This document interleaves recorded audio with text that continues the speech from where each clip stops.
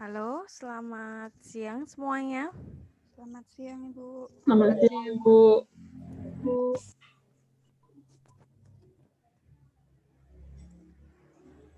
Oke, sudah banyak yang bergabung ya. Hari ini kita akan diskusi tentang statistika. Kelompok pematerinya adalah Dela. Apakah sudah hadir? Sudah, Bu. Oh iya.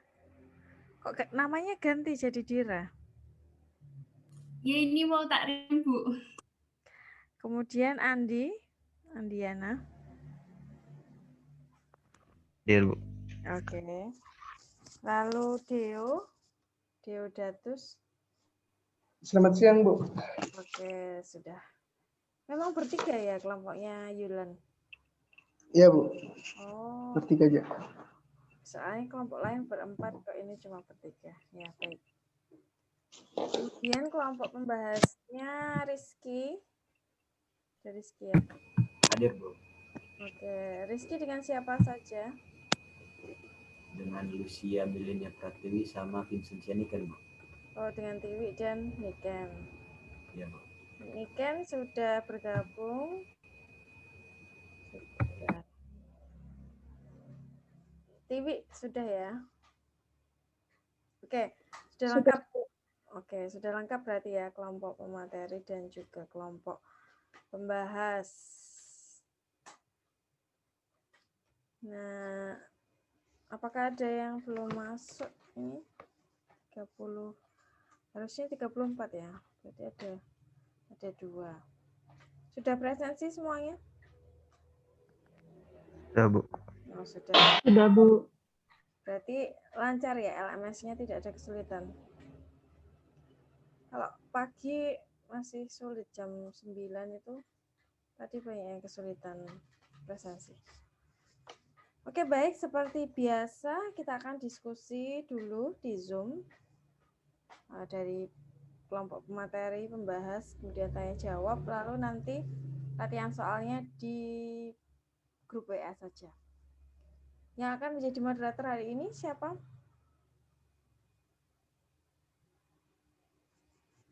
Rizky, Niken, atau Tiwi? Niken, Bu. Oh, Niken. Niken, suaranya sudah bisa belum?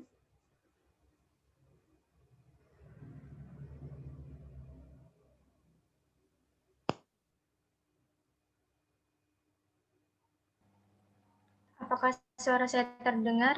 Ya, terdengar. Terdengar, Niken. Sudah terdengar, Bu Mada? Sudah? Oh, iya. Oke, baik. Silakan Niken untuk memimpin diskusi hari ini.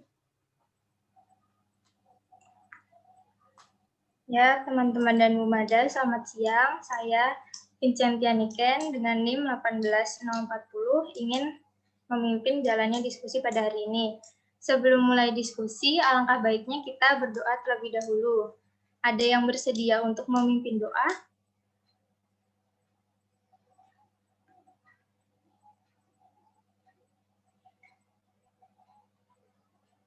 Sepertinya tidak ada yang bersedia ya. Saya, Bu.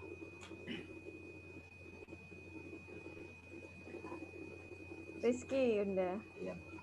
Niken. Sebelum kita memulai pembelajaran kita, mari kita berdoa doa satu pimpin secara Kristen. Mohon yang lain menyesuaikan. Kita berdoa. Selamat siang, Bapak. Terima kasih Kau mempertemukan kami secara online dalam Bapak. Sekarang kami akan menunjukkan kami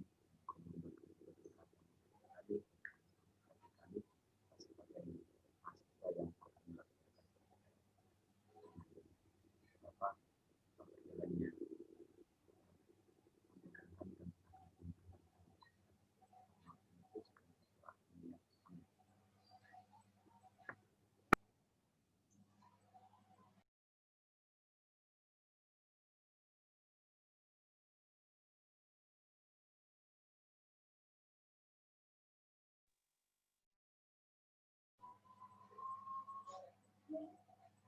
Oke,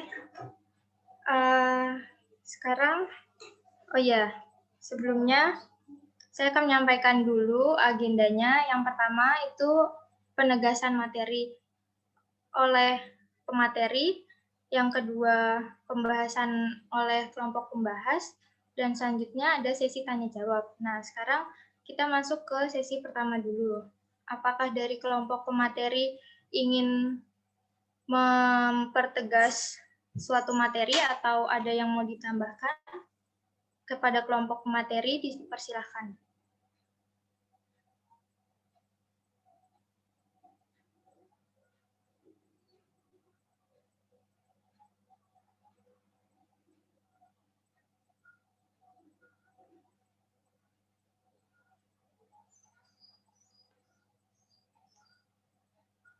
Apakah suara saya terdengar, teman-teman?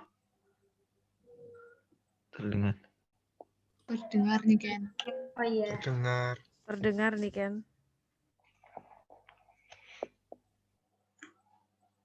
Silahkan kelompok pemateri. Mungkin dari kelompok pemateri masih belum ada yang mau ditambahkan sih. Oh ya, baik. Dari Bukan menambahkan Andi, tapi bisa disebutkan dalam statistika itu kayak poin-poin pentingnya apa sih? Nah, biasanya yang kesulitan siswa itu di mana gitu.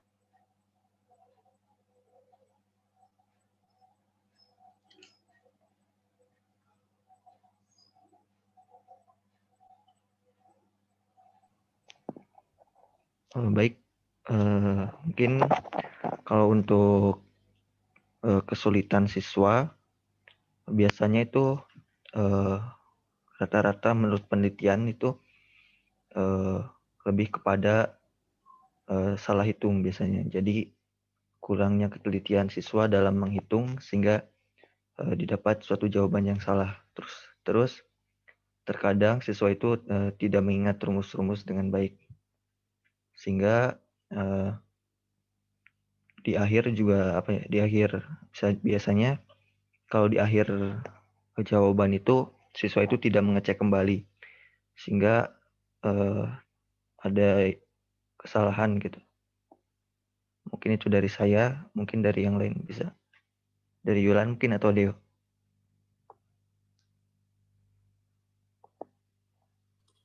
Kalau dari saya tadi udah cukup seperti yang dikatakan Andi. Dari saya juga cukup.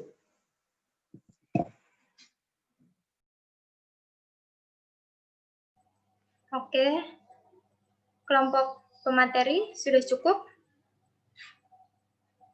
Oke, akan saya lanjutkan kepada kelompok pembahas. Dipersilahkan menyampaikan apa yang ingin disampaikan, bisa berupa saran, masukan, ataupun tambahan materi.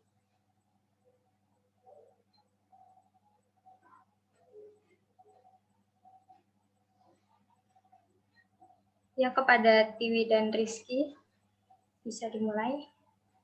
Ya, jadi kalau untuk tambahan materinya, kami menemukan tambahan materi itu penyajian datanya menggunakan OGIF.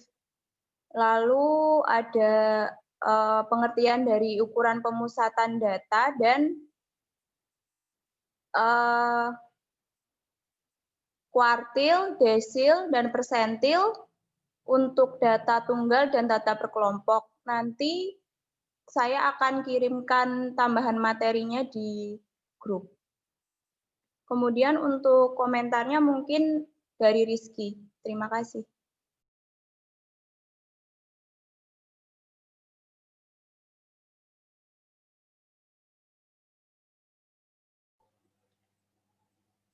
Ya, pada Rizky, apakah ada yang ingin disampaikan? Untuk komentarnya sih mungkin kayak dalam penulisan itu kami yang bacanya sering kayak deja vu. Jadi kami yang bacanya sering kayak deja vu. Jadi awal sudah ada yang dibahas, terus di halaman-halaman selanjutnya masih ada yang dibahas. Mungkin yang perlu diperhatikan dari penulisannya. Terima kasih.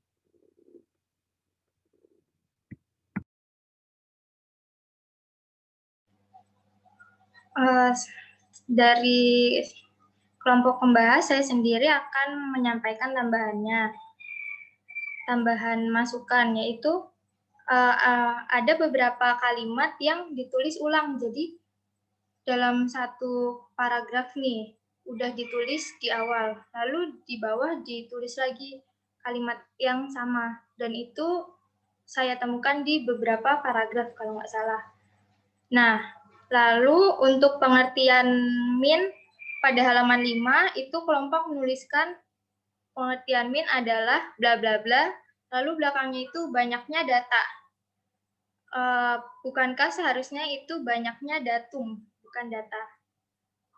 Lalu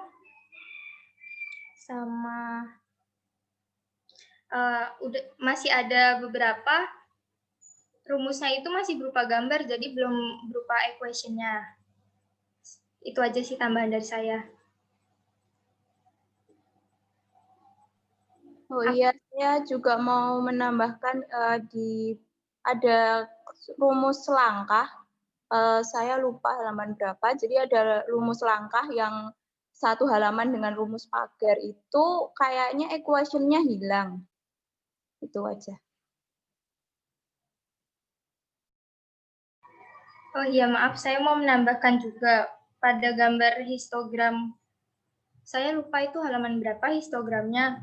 Itu dia kan ada sumbu gini. Nah, terus dia nggak dimulai dari 0 di sumbu X-nya, tapi barnya itu nempel ke sumbu ke 0. Jadi itu agak menimbulkan ambigu gitu loh. Seharusnya dari titik pojok 0,0 itu diberi jarak.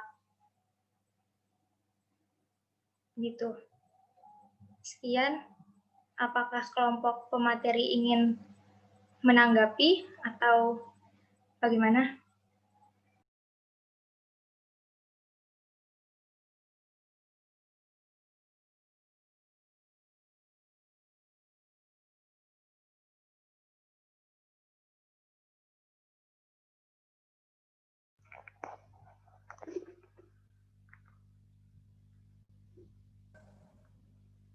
Baik, dari kelompok pemateri mungkin sebelumnya mau mengucapkan terima kasih kepada kelompok pembahas yang sudah memberikan materi tambahan serta masukan yang berguna. Kemudian mungkin nanti bisa kami perbaiki lagi kesalahan-kesalahannya. Mungkin itu aja sih. Terima kasih. Oke, baik. Apakah dari Bu Mada ada tambahan atau belum? Nanti saja di akhir nih, Ken. Oh, baik, Bu. Berarti sekarang kita akan masuki sesi tanya jawab. Nah, untuk sesi yang ada 2 sesi. Sesi pertama mungkin 2 atau 3 penanya terlebih dahulu. Kepada teman-teman yang ingin bertanya, bisa menuliskan di kolom chat apabila sinyalnya tidak baik atau di grup WA, atau bisa juga langsung nyalakan mikrofonnya. Kepada teman-teman yang ingin bertanya, dipersilahkan.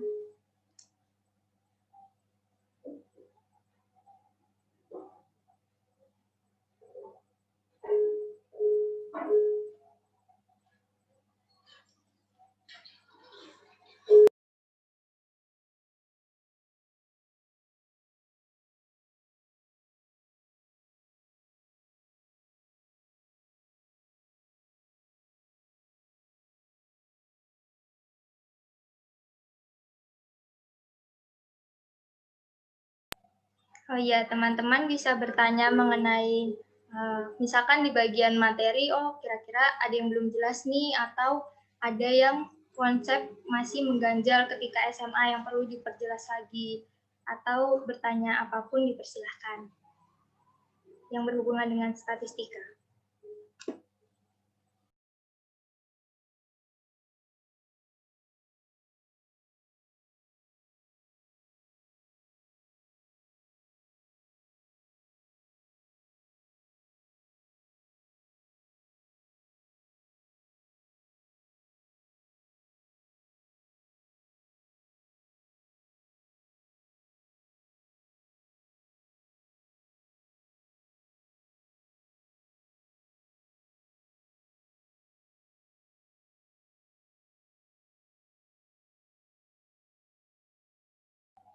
Apakah teman-teman semua sudah membaca materinya, videonya?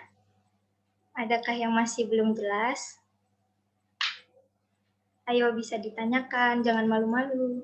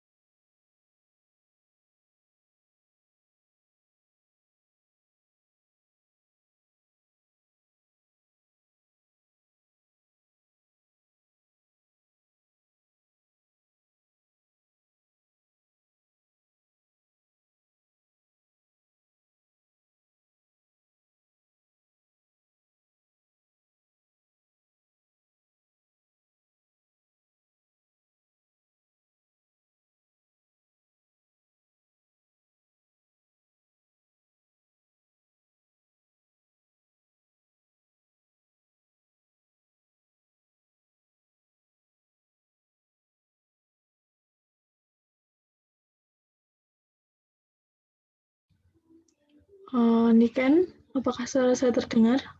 Ya, terdengar Rahel. Saya mau bertanya untuk mengenai pencilan di halaman 51 itu. Kan ada soal itu dari data di atas, apakah ada pencilannya. Nah, itu mohon untuk kelompok pemateri bisa menjelaskan tentang pencilan. Di sini saya belum begitu memahami tentang pencilan. Terima kasih. Oke, baik. Terima kasih Rahel atas pertanyaannya.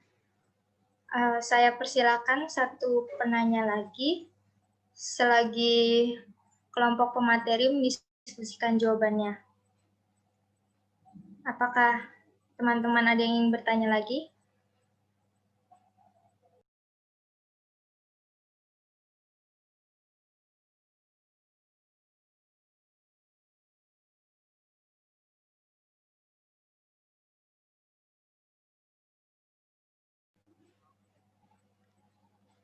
Jika ada yang ingin bertanya, saya tunggu 1 menit lagi ya. Jika tidak, mungkin bisa dijelaskan dahulu oleh kelompok pembahas. Kelompok pemateri maksud saya.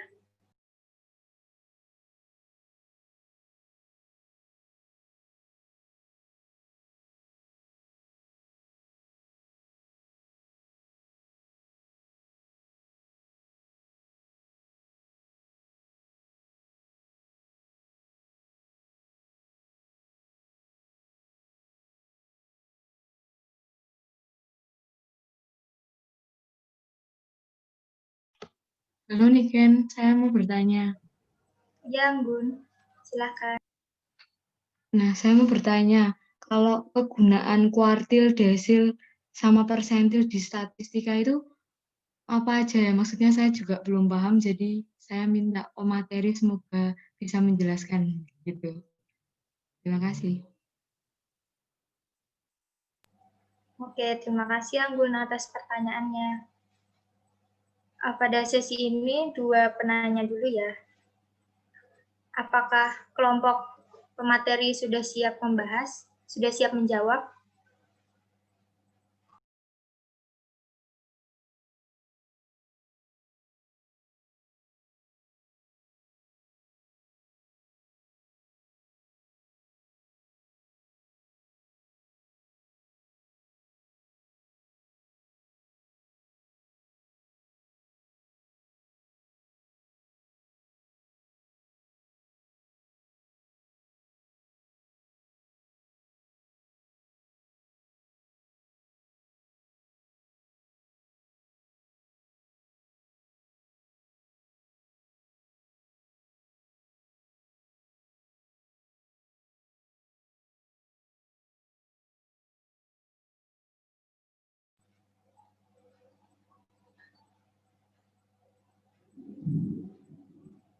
kelompok pemateri masih berdiskusi ya?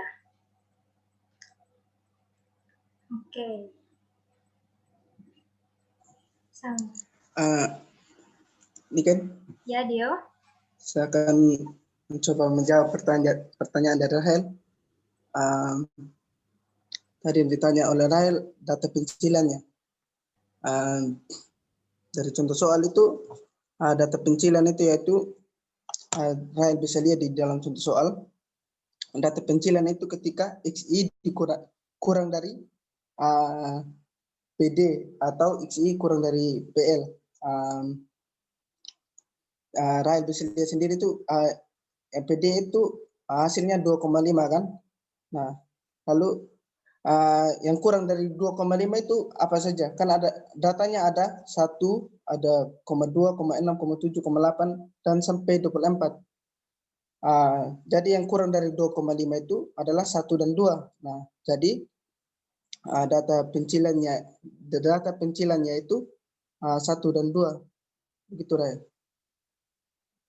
Apakah bisa dimengerti? Apakah jawaban Dio menjawab pertanyaannya Rahel?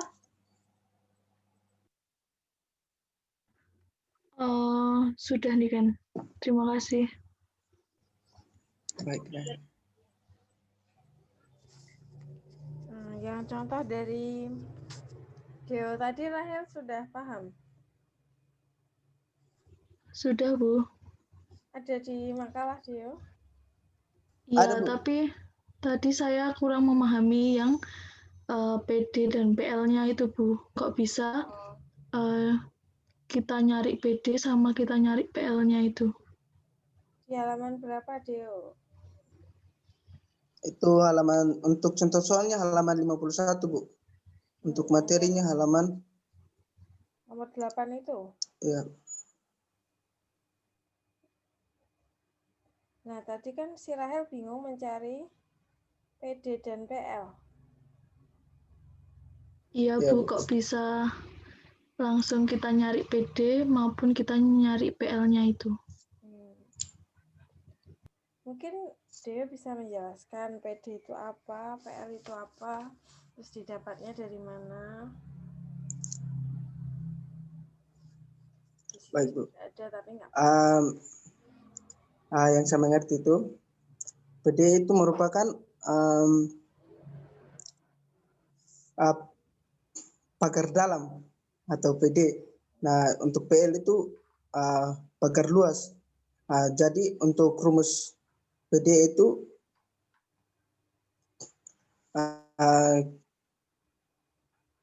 Q1 dikurangi KL, di mana L itu Q3 dikurangi Q1 dari data kuartil tersebut. Itu. Oke.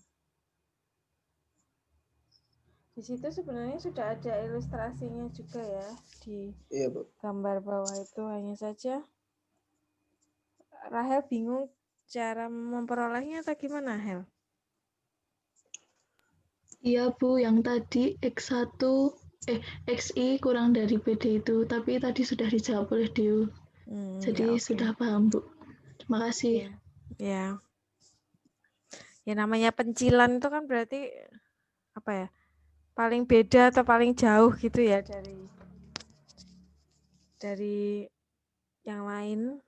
Jadi kalau ada nilai yang lain berkumpul tapi kok ada satu yang nilainya tiba-tiba sangat jauh, misalnya yang lain antara 5, 6, 7, 8 gitu ya, sekitar itu tiba-tiba ada yang dapat nilai 0 lah, itu kan atau nilai 1 berarti kan jauh, itu bisa kira-kira mungkin masuk pencilan gitu ya. Hanya perlu dikonfirmasi menggunakan rumus itu. Baik.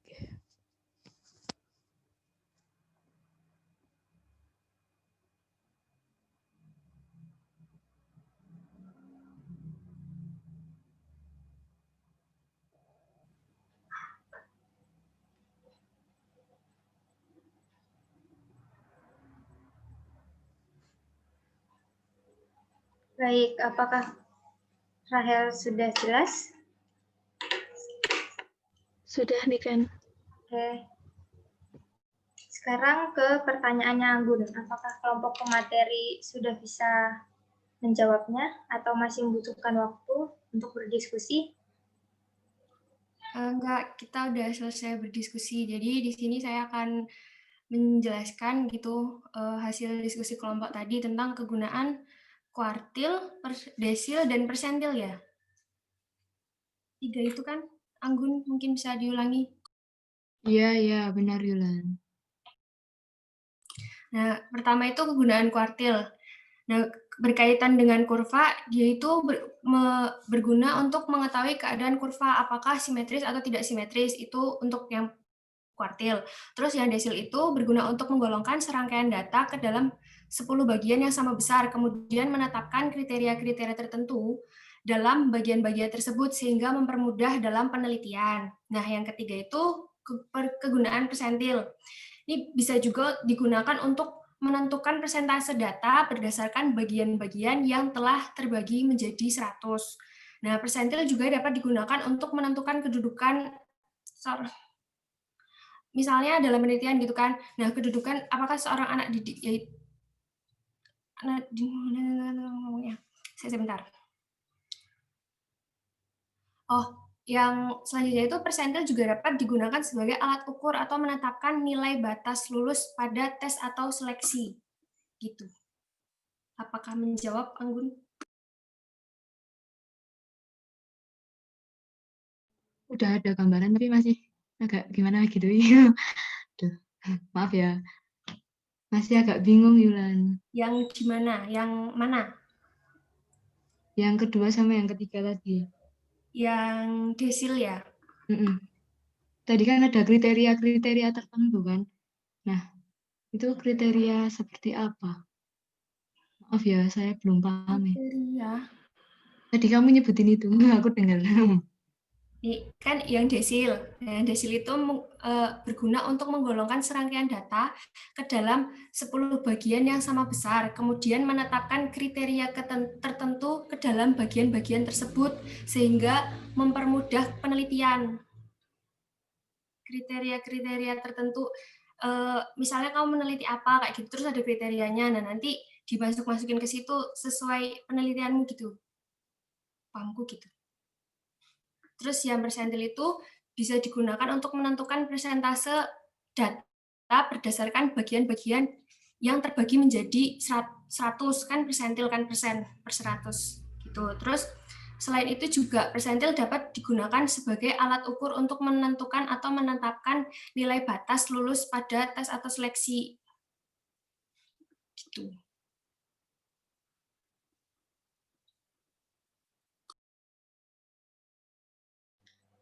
Apakah penjelasan dari Yulan menjawab pertanyaan Anggun dengan jelas atau masih kurang jelas lagi Anggun? Sebentar nih Ken. Oh iya. Cukup membantu, tapi saya masih bingung. Ya kayak belum terlalu gimana ya. Masih bingung. Udah nggak tahu kok.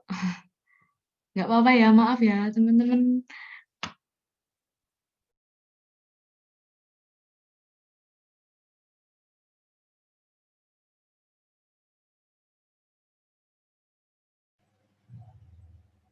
Apakah kelompok pemateri masih ingin menjelaskan lagi atau kita bisa lanjut ke sesi pertanyaan yang kedua, sesi tanya jawab yang kedua? Atau dirasa penjelasan Yulan tadi sudah cukup atau ada teman-teman lain seperti Andi atau Dio yang ingin menambahkan supaya memperjelas lagi? Oh, dari saya cukup. Saya juga cukup. Oke. Sekarang saya buka sesi pertanyaan yang kedua kepada 3 pertanyaan ya. Kepada penanya yang ingin bertanya, persilahkan.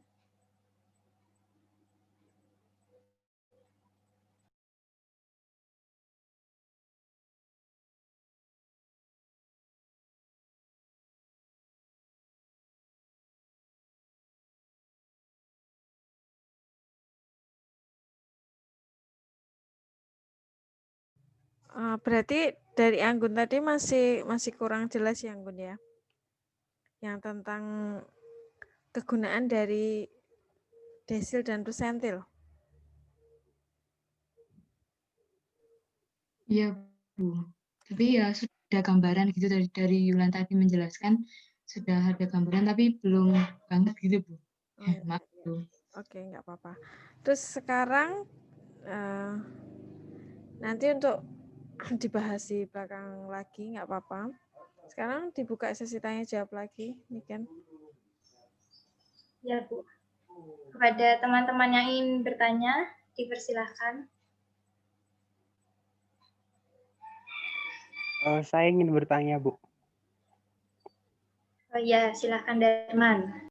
Baik, kalau dulu waktu SMA atau waktu mengikuti kuliah statistik itu kan kita diajarin cara mengubah dari data tunggal ke data kelompok. Nah, kemarin tuh saya pernah menemukan masalah di mana waktu kita mentransferkan dari data tunggal ke data kelompok itu kan biasanya ada rumus tuh 3 log berapa gitu, terus kita dapetin panjang kelasnya berapa, jumlah kelasnya berapa, dan berbagai informasinya. Nah, kemarin tuh saya sempat menemukan masalah waktu mentransformasikan di kelas terakhirnya itu kemarin tuh ada beberapa nilai yang tidak ikut gitu. Misalnya kelas terakhir itu dari 40 sampai 45. Nah, tapi di data tunggalnya itu ada nilai yang 47 atau 48 gitu. Nah, pertanyaan saya, apakah kita boleh menambahkan kelas atau bagaimana? Misalnya waktu kita menggunakan rumus, kelas yang terakhir itu adalah misalnya kelas ke-8, tapi kelas ke-8 itu belum mencakup semua data tunggal yang kita punya. Apakah kita bisa menambahkan kelas, misalnya kelas ke-9 atau kelas ke-10 supaya bisa data-data kita itu ke input semua gitu. Pertanyaan saya seperti itu. Terima kasih. Apakah kelompok pemateri memahami pertanyaan dari Darman?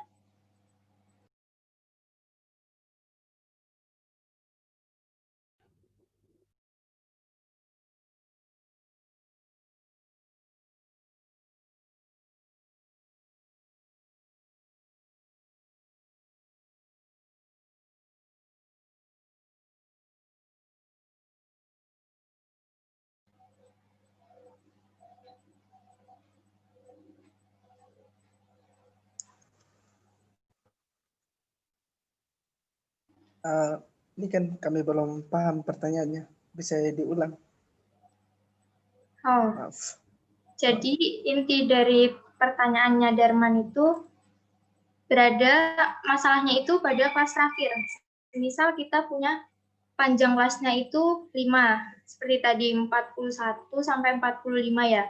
Tapi di datanya itu kita punya 46 dan 47. Apakah data 46 dan 47 tersebut dimasukkan ke kelas terakhir yang 41 sampai 45 tadi, ataukah membuat kelas baru? Seperti itu. Baik, saya akan mencoba menjawab pertanyaan Darman. Jadi kan kalau tidak memuat data tersebut kan kemungkinan itu ketika menentukan panjang kelasnya itu biasanya kan ada yang desimal gitu. Jadi kebanyakan yang tidak memuat data yang dimaksud itu ketika kita membulatkannya ke bawah. Misalkan panjang kelasnya itu 5,33. Nah, jadi kita harus membulatkan panjang kelasnya itu ke atas jadi 6. Nah, kemungkinan apakah boleh ditambahkan kelas lagi? Kalau sepengetahuan saya selama mengikuti perkuliahan statistika kemarin itu boleh ditambahkan. Mungkin bisa menjawab.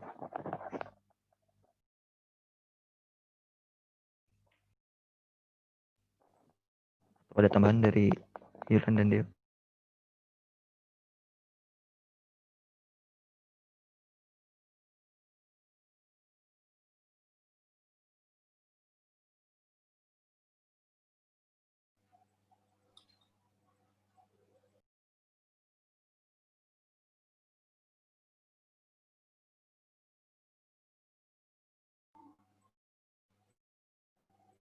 apakah jawaban dari Andi bisa diterima atau ada yang ingin disampaikan lagi?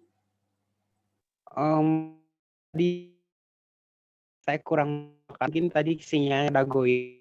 Tapi yang jawaban yang tadi dengar itu kalau misalnya ada kesalahan perhitungan saya dengar tadi, yang belakangnya tadi saya tidak mendengar karena mungkin sinyal sedang terganggu. Seperti itu.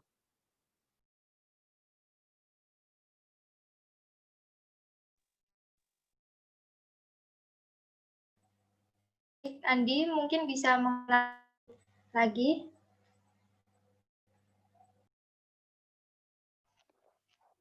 Jadi misalkan ada data yang tidak termuat dalam kelasnya itu, sepengetahuan saya selama mengikuti perkuliahan statistika, jadi boleh menambahkan kelas sendiri data tersebut. Seperti itu.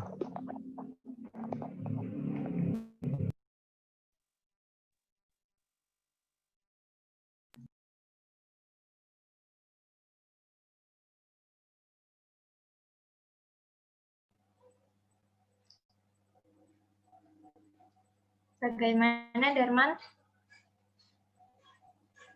Sudah terima kasih.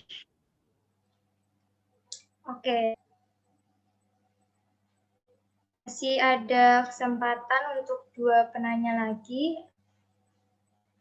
Kepada teman-teman yang ingin bertanya, dipersilahkan.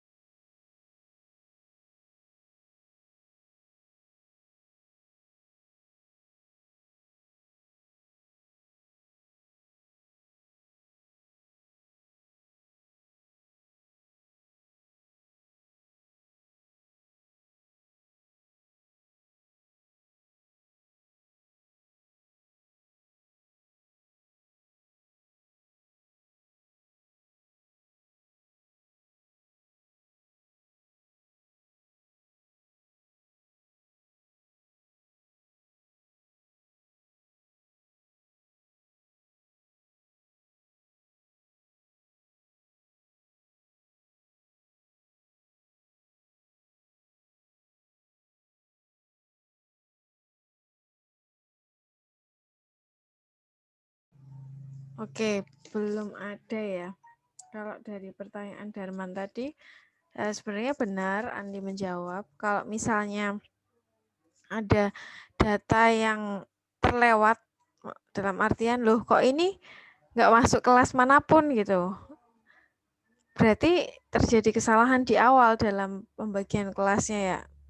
Entah dalam menentukan banyak kelas atau panjang kelas.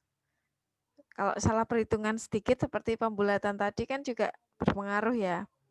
Nah, sebaiknya tidak membuat kelas sendiri tetapi coba dicek perhitungan ulangnya tadi. Apakah menentukan banyaknya kelas atau panjang kelasnya sudah sesuai belum.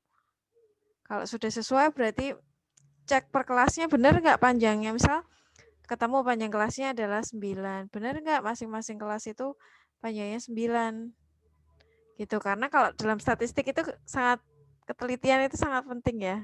Enggak cuma statistik sih, di matematika ketelitian itu sangat penting. Salah sedikit aja nanti bisa jadi ternyata panjang kelasnya enggak teliti, ada yang 9 cuman ada satu kelas yang 10 yang atau ada satu kelas yang 8 sehingga menyebabkan ada data atau datum yang tidak masuk ke salah satu kelas gitu. Sebaiknya tidak menambah kelas sendiri. Kenapa? Karena bisa jadi nanti tidak sesuai kan jadinya. Yang harusnya misal dibagi 9 kok menjadi 10 kelas gitu.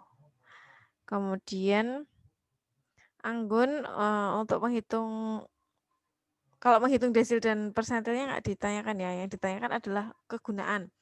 Nah, desil dari kata apa? Desimal ya dibagi 10 ya, persepuluhan. Misal ada data nilai siswa lalu dibagi jadi 10 bagian. Nah, gunanya apa sih?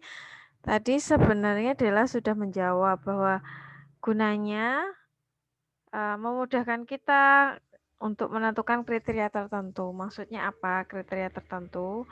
Misalnya Anggun sedang mau mengubah nilai matematika, nilai ulangan atau nilai gabungan matematika itu menjadi nilai dalam bentuk A, B, C, D, E, ya kan? Kalau sekarang nilai siswa itu benar ya A, B, C, D, E ya? Nilai rapot. Nah, ada yang beracuan pada patokan tertentu itu misal, oh kalau 80 sampai 100 tuh A misalnya.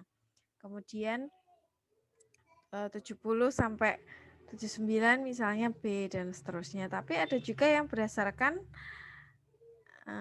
nilai real. Nilai real itu berarti tadi nilai ulangannya siswa satu kelas itu dibagi menjadi 10 bagian.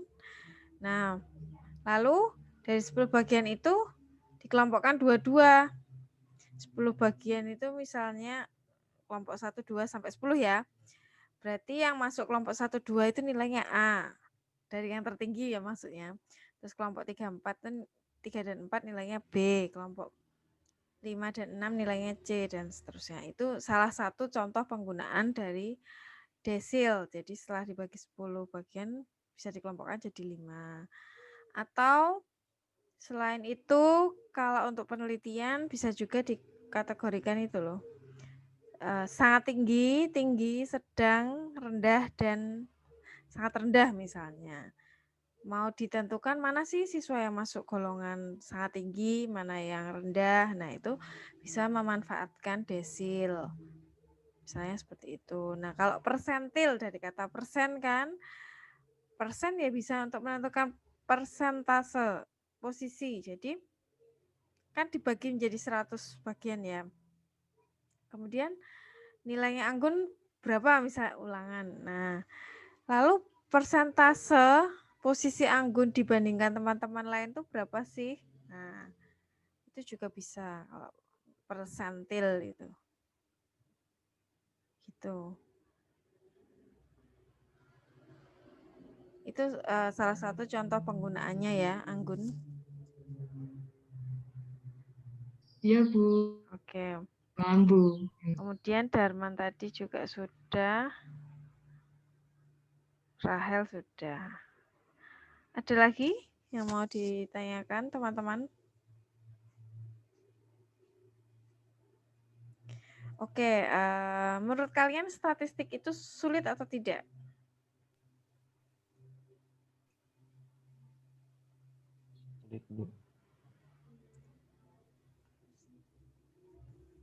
Oke,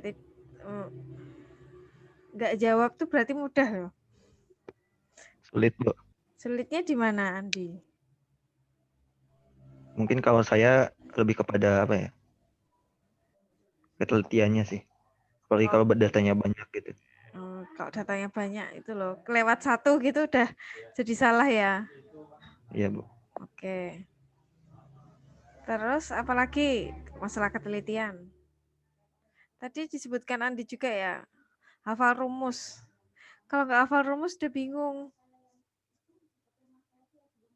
Kalau data tunggal mudah ya, tentukan rata-rata dari data apa gitu, nilai siswa. Data tunggal gampang, tinggal dijumlah, terus dibagi sesuai dengan banyaknya siswa gitu ya. Nah, biasanya dari SD itu udah muncul gini, diketahui misalnya rata-rata 30 siswa sekian. Kemudian ada 2 orang siswa yang masuk dalam kelas itu sehingga rata-ratanya berubah. Ya enggak? Sering kan ada soal yang seperti itu. Tentukan nilai 2 orang siswa itu. Nah, hal-hal yang seperti itu padahal itu siswa soal SD loh kayak gitu tuh. Nah, kira-kira jadi tidak sekedar hitunglah rata-rata, kalau hitung rata-rata mudah ya. Kadang seperti itu. Terus ada rata-rata kelas, ada 3 orang siswa. Nah, nilai A lebih besar daripada B. nilai B 2 kalinya C. Nah, kemudian nilai rata-rata yang baru menjadi sekian. Berapakah nilai A, B, C? Nah, seperti itu rata-rata. Kemudian kalau modus data tunggal sangat mudah. Yang paling banyak muncul kan. Median tinggal diurutkan, cari tengah-tengahnya. Itu kalau data tunggal itu masih mudah. Nah, masuk ke data berkelompok nih yang biasanya jadi masalah kan. Tentukan rata-rata data berkelompok aja. Di sini sih udah ada ya contoh. Contohnya halaman berapa ya? Sebentar. Rata-rata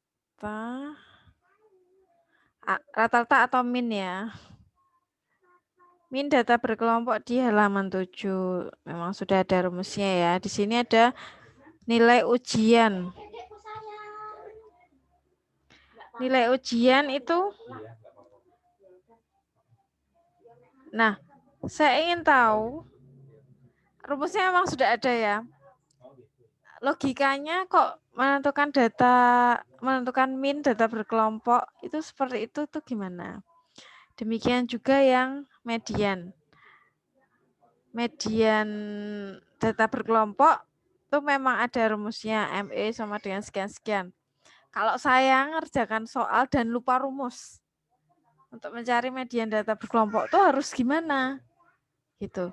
Jadi supaya kita sebagai guru itu juga tidak sekedar ini loh rumusnya. Kalian kalau mau cari median tuh gini. Nah, kalau dalam statistika kan rumusnya banyak ya. Apalagi kalau udah masuk statistika inferensia. Kalau deskriptif masih mudah ya, deskriptif. Kalau udah masuk inferensia kan udah rumusnya semakin banyak. Walaupun sekarang udah dibantu sama SPSS dan Excel ya. Hanya kan sekali lagi matematika itu bukan hafalan tapi bisa memaknai. Nah, bagaimana terutama untuk data berkelompok ya. Logikanya kok menentukan rata-rata gimana, kemudian menentukan median dan menentukan modus dari data berkelompok. Itu yang penting menurut saya. Kemudian membaca diagram. Membaca diagram itu juga tidak mudah. Kalau yang mudah itu diagram batang, tabel, disajikan dalam diagram batang, tabel, atau diagram lingkaran itu masih mudah ya. Nah, kalau disajikan dalam bentuk histogram, OGIF, nah itu biasanya yang kesulitan. Nah, nanti bisa ditambahkan tuh.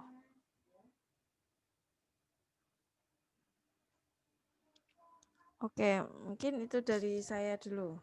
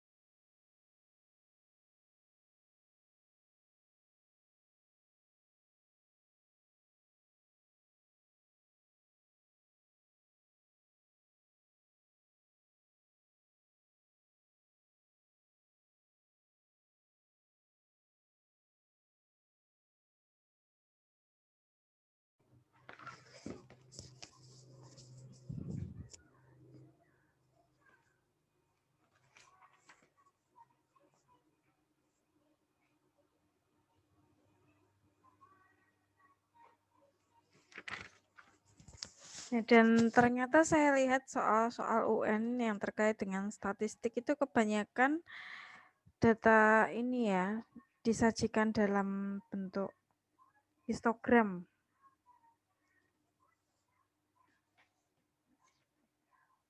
Nah, itu kan berarti butuh apa? Lebih sulit lagi dibandingkan dengan diagram batang ya. Kemudian tadi saya mendengar ada yang berbicara tentang ukuran pemusatan. Nah, ukuran pemusatan data itu terdiri dari apa saja?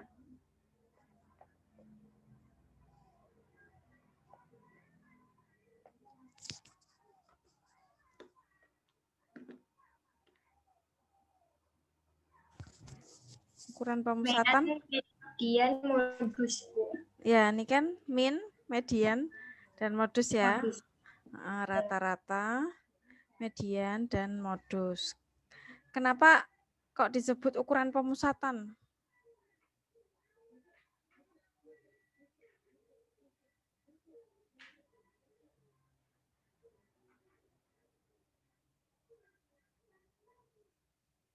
Karena datanya terpusat di situ, ya kan? Jadi kalau ada nilai, entah itu data tunggal, entah itu data berkelompok, nah pusatnya itu ada di, atau istilahnya tengah-tengahnya kan di rata-rata, di median, atau di modusnya. Kalau datanya itu membentuk kurva normal, berarti bisa jadi rata-ratanya akan sama dengan median kan? Kan pas di tengah-tengah, jadi banyak yang nilainya tinggi dan rendah itu sama, paling banyak yang tengah, menggembung di tengah gitu kan. Nah, gitu. Kemudian kalau datanya ternyata rata-ratanya agak tinggi, berarti menggembung ke kanan, ya misalnya gitu. Tapi kalau rata-ratanya rendah, berarti kan datanya berarti menggelembung ke kiri gitu. Jadi bisa dibandingkan antara median dan rata-rata. Kalau median sama dengan min atau sama dengan rata-rata berarti kemungkinan normal toh, persis kan. Tapi kalau rata-rata lebih tinggi dari median berarti datanya cenderung bagus, menggelembung ke kanan. Yang nilainya tinggi lebih banyak. Tapi kalau rata-ratanya di sebelah kiri atau kurang dari median berarti datanya menggelembung ke kiri gitu. Bisa sebagai bahan analisis juga. Gitu ya. Lalu ada ukuran penyebaran. Kalau tadi ukuran pemusatan ada 3, min, median, modus. Kalau penyebaran apa?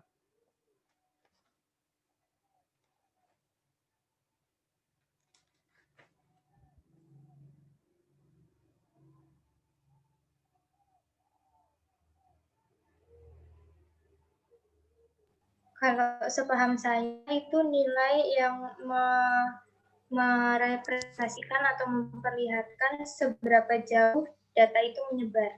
Ya, berapa jauh data itu menyebar. Nah, berarti apa saja? Kalau tadi kan pemusatan ada min, median, modus. Kalau penyebaran ada apa saja?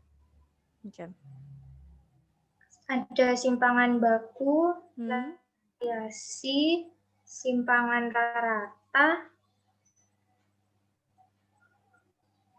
sama hamparan, jangkauan, dan kuartil, Bu. Oke, ada istilah rentang, hamparan, jangkauan, kemudian ada simpangan ya, ada simpangan rata-rata, simpangan baku, varians gitu ya. Kemudian kalau kuartil itu masuk apa? Ada kuartil, desil, persentil.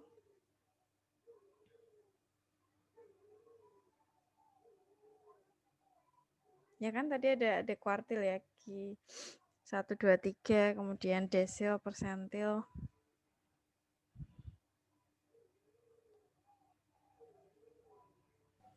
Sepemahaman saya di penyebaran, Bu. Penyebaran ya, jadi seberapa jauh data itu menyebar. Kalau kan ada kuartil itu dibagi menjadi berapa? Datanya dibagi menjadi 4 dari kata quart kan, quart 4 berarti menjadi 4. Nah, semakin jauh jarak antara Q3 dan Q1 berarti artinya apa? Datanya semakin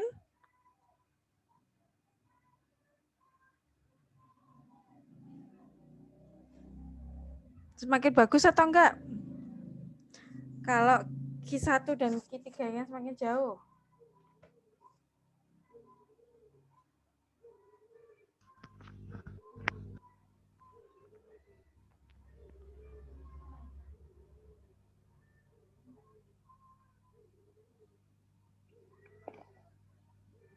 Tidak bagus. Oke, enggak bagus kenapa, Andi?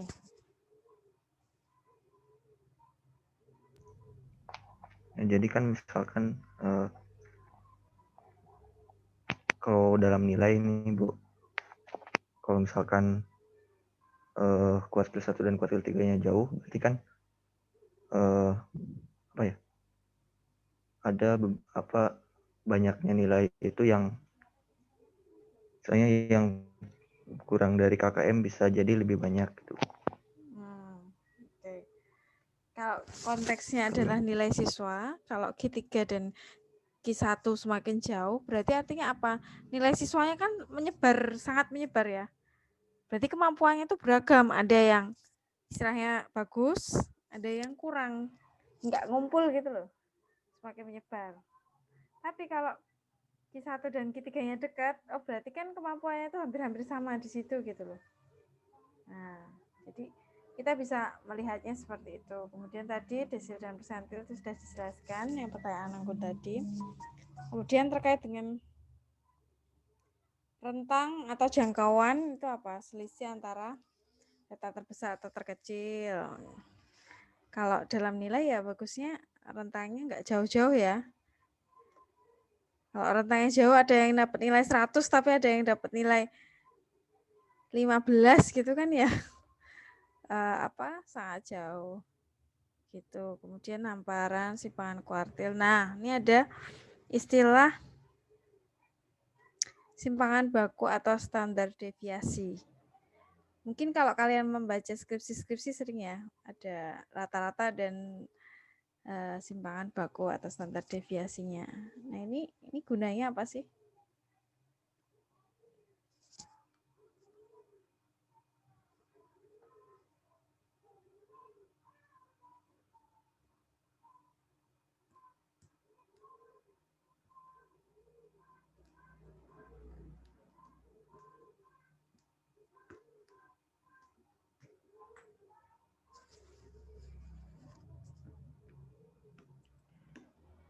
Yang bagus itu kalau dalam nilai simpangan bakunya semakin besar atau semakin kecil.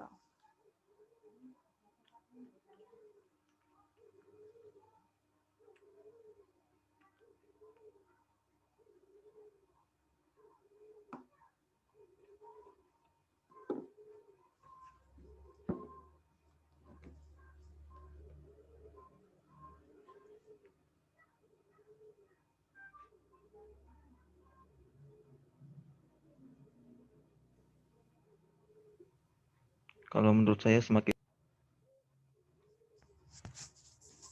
apa? Andi? Semakin kecil semakin bagus. Oke, menurut Andi semakin kecil semakin bagus. Oke, kalau yang lain?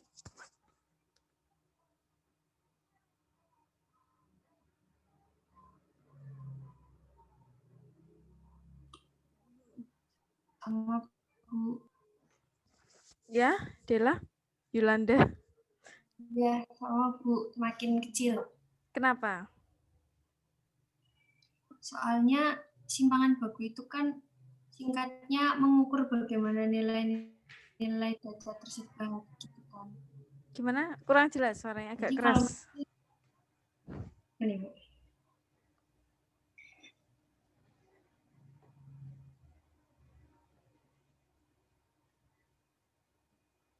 Nah, ini kalau semakin kecil semakin bagus karena kalau simpangan baku itu mengukur bagaimana nilai-nilai data tersebar biasanya juga didefinisikan sebagai rata-rata jarak penyimpangan. Jadi kalau penyimpangannya semakin kecil ya semakin bagus gitu. Oke, dari kata simpangan ya. Menyimpang dari mana nih? Malah kayak PPKN menyimpang ya. Jadi istilah simpangan baku itu menunjukkan apa sih? Jarak atau simpangan antara masing-masing titik sampel tadi, nilai siswa terhadap rata-rata. Nah, kalau jaraknya semakin jauh itu berarti artinya apa? Dari rata-rata.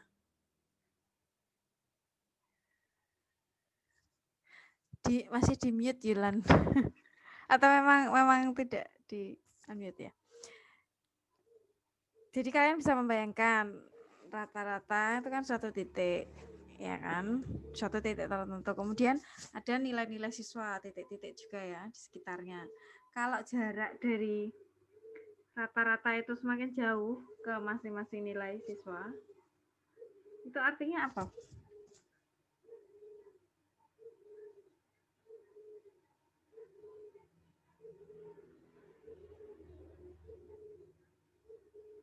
Ini nggak harus kelompok pemateri loh, mahasiswa yang lain juga boleh menjawab. Saya belum dengar suaranya tadi selain Anggun, Rahel dan siapa? Darman ya.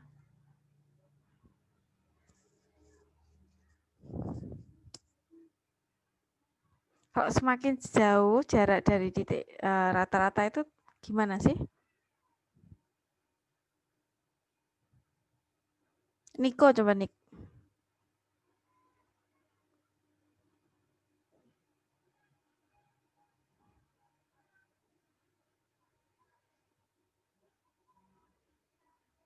Atau Nova.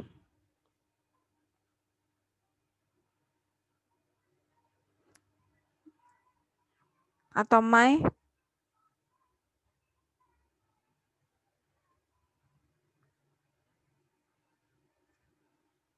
Tita.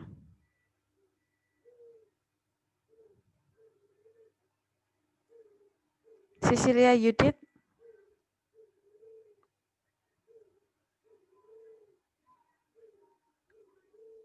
Suara saya terdengar nggak? Niken? Terdengar ya. Tapi saya tadi memanggil beberapa mahasiswa nggak ada yang nyaut. Saya masih bingung, Bu. Oh ya Pak, paling nggak ada tanggapan ya.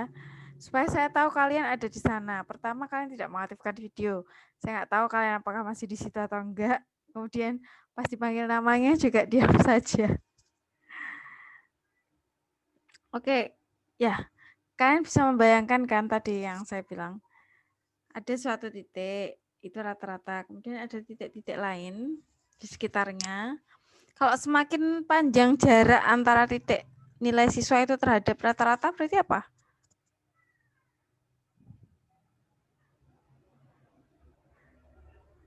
Kembali lagi berarti datanya semakin menyebar kan? Kemampuannya semakin beragam. Sedangkan kalau titik-titiknya semakin dekat jaraknya kan berarti ngumpul lagi kan? Berarti kalau simpangan bakunya semakin kecil berarti semakin bagus karena kemampuannya hampir setara kan? Mungkin hanya berada di sekitar rata-rata gitu. Itulah kenapa kadang selain ditampilkan kalau dalam misalnya skripsi ya menyajikan data, rata-ratanya berapa? Oh, rata-ratanya 75. Ya lumayan lah. Nah, simpangan bakunya berapa tuh?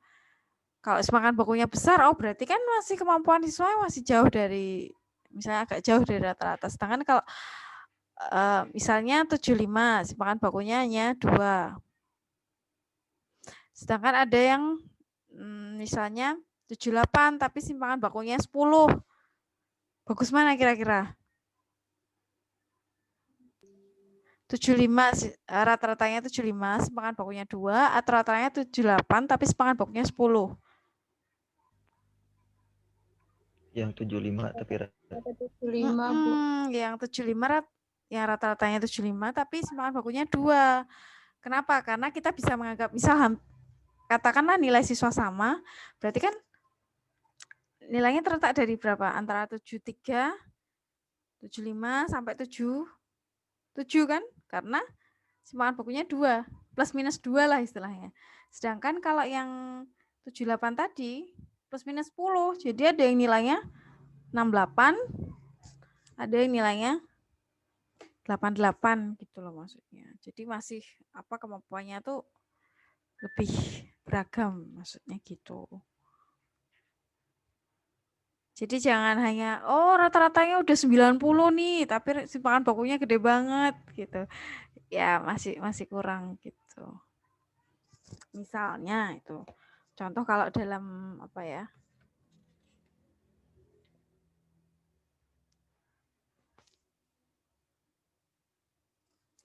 Oke, kemudian tadi yang pembahasan saya, gimana kalau untuk data berkelompok mungkin bisa dijelaskan.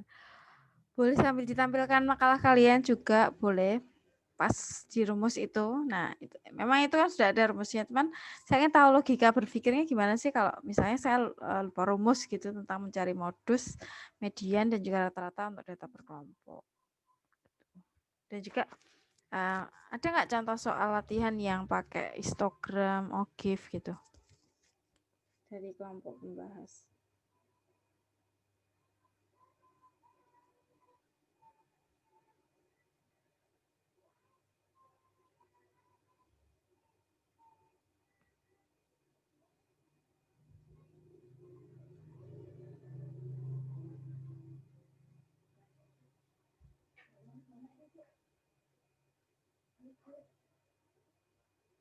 Nah, nomor 3 ya ada dari soal latihan dari kelompok pembahas nih, diketahui histogram.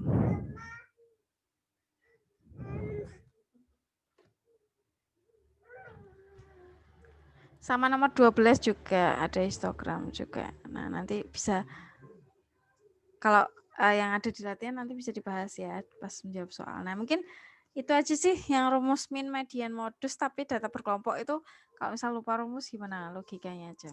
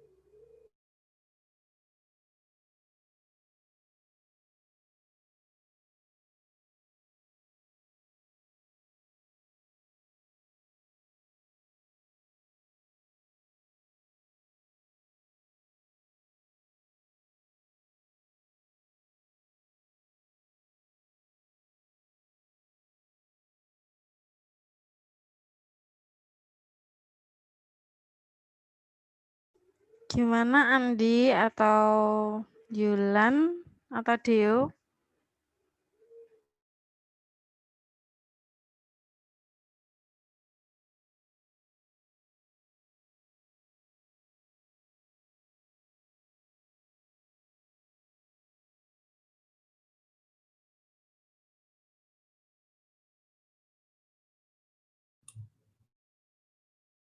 Berarti ini kita jelasinnya pakai share screen gitu ya, Bu? Ya, boleh. Silakan share screen.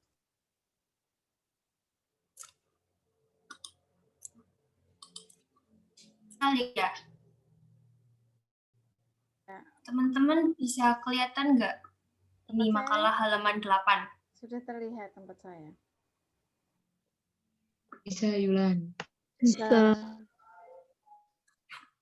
Nah, ini rumusnya kan X bar sama dengan sigma Fx Xi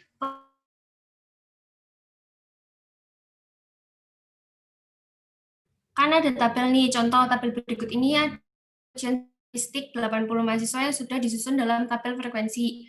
Berdasarkan dengan contoh, nah yang di atas-atasnya gitu ya, kita langsung ke rumusnya. Kan ini mencari rata-rata, sedangkan FI ini kan juga kan frekuensinya kan. Terus kalau XI-nya ini kan gampangnya menurut saya ini tuh rata-rata dari ini juga dari selang kelasnya gitu loh.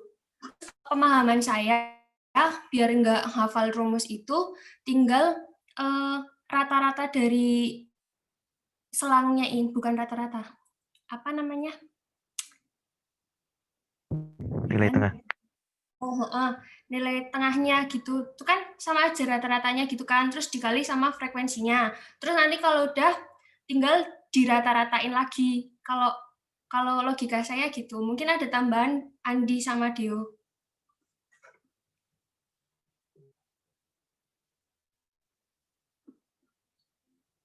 Jadi berawal dari ini ya, rata-rata data tunggal kan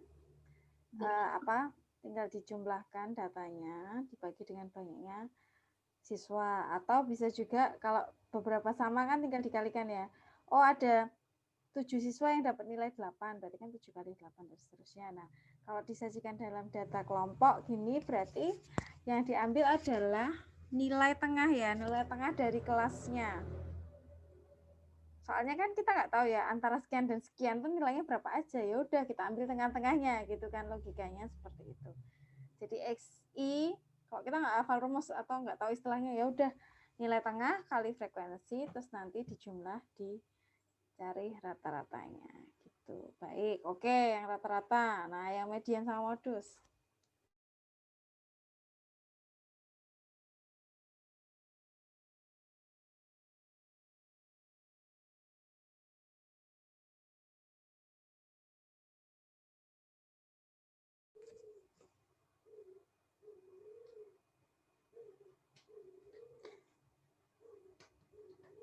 Oke.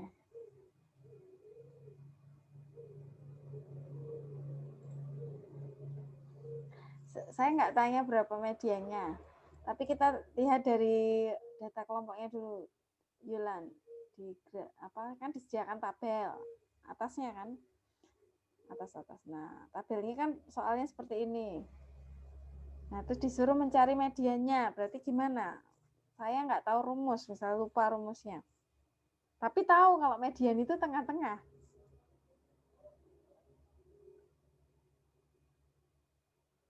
Berarti pertama kali saya harus tahu apa dulu?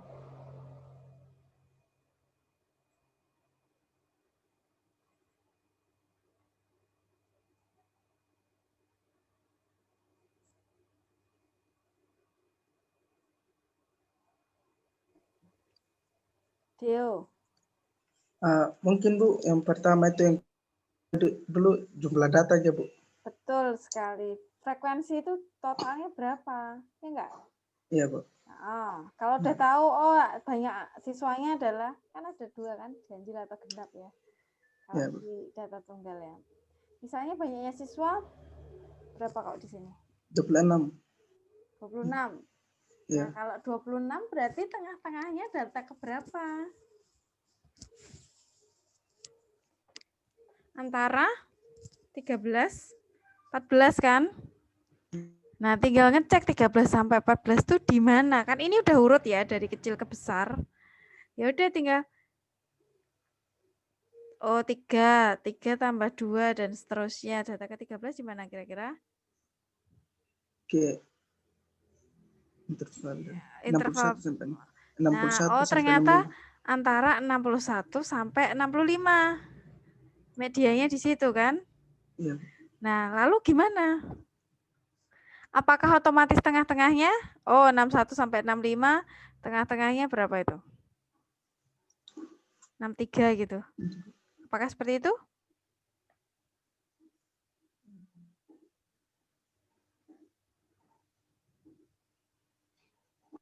Tidak, Bu. Kita mencari batas bawahnya. Oke. Batas bawah dari kelas itu. Ya, berarti 60,5. Ya, 60. Terus habis itu? Setelah itu kita frekuensi kumulatif nih, Bu. Panjang kelasnya, Bu. Oh, panjang kelasnya. Ya. Terus? Setelah itu kita menentukan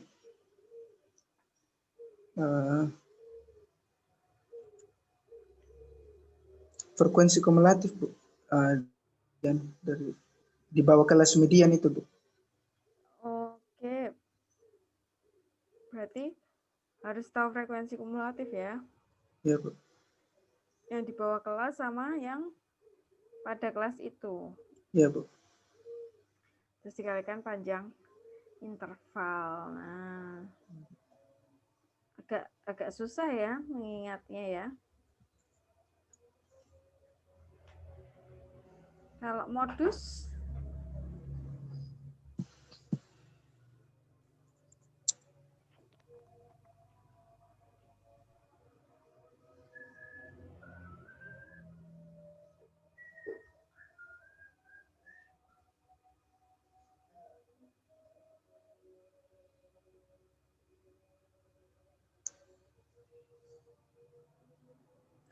itu kan berarti dilihat yang paling sering kan?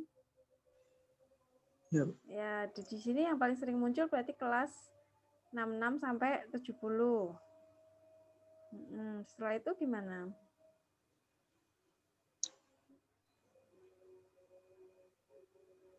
Berarti batas bawah 65,5, terus ditambah dengan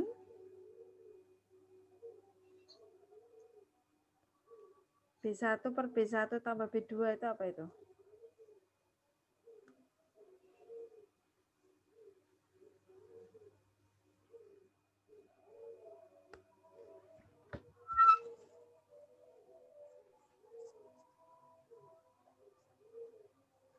Frekuensi terbanyak dikurangi frekuensi kelas sebelumnya. Berarti kalau 27 dikurangi 14 ya. Itu ya B1. Kemudian 27 jika dikurangi dengan 21 gitu ya. Oke, kemudian dikali dengan panjang kelas. Karena kita pengen tahu sih sebenarnya jaraknya tuh berapa gitu ya untuk modus. Tapi paling enggak kalau ada soal pilihan tidak boleh memilih selain antara 66 sampai 70 ya, misalnya kalau pilihan. Tapi kadang pilihannya juga udah disesuaikan antara itu sampai itu gitu ya. Oke, baiklah. Gitu. Jadi harapannya itu tidak sekedar hafal rumus gitu loh, tapi tahu logikanya seperti apa. Oke, baiklah, kalau dari saya cukup. Niken.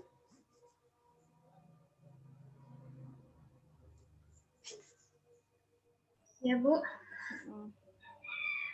Oke, terima kasih Bu Mada atas tambahan materinya.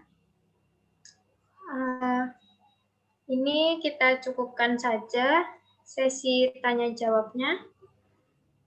Sekarang kita mungkin beralih ke WA Group untuk ke sesi latihan soal. Oke. Ya, terima kasih. Mari kita ke WA Group untuk membahas latihan soalnya ya. Zoom-nya saya akhiri.